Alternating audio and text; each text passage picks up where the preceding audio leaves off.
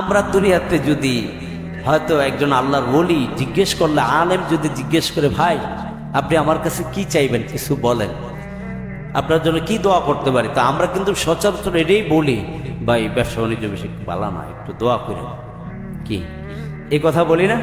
আমাদের হয়তো বলবো যে ভাই আল্লাহর কাছে আমাদের জন্য একটু ব্যবসা বাণিজ্য যেন ভালো হয়, ঋণগ্রস্ত আছি যেন এটা পরিশোধ করতে পারি, এরপরে বা পারিবারিকভাবে একটু অশান্তিতে আছি, হুজুর দোয়া করেন আল্লাহ তাআলা যেন শান্তি দান করে।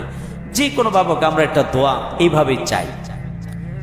এই জন্য বলছে, যদি তোমরা কখনো কাউকে দোয়া দাও, সংক্ষিপ্ত দোয়া, তাহলে দোয়াটা এরকম বলবা, বারাকাল্লাহু ফি হায়াতিক। বলেন বারাকাল্লাহু ফি হায়াতিক, আল্লাহ তোমার হায়াতের মধ্যে বরকত দান করুক। যখন আপনি কেউ কোনো অসুবিধার কথা বলবে, আপনি ঠিক বাংলায়, যদি আরবিতে না বলতে পারেন তো বাংলাতে বলবেন যে আল্লাহ তোমার হায়াতের মধ্যে বরকত দান করুক। বলেন কি বলবেন?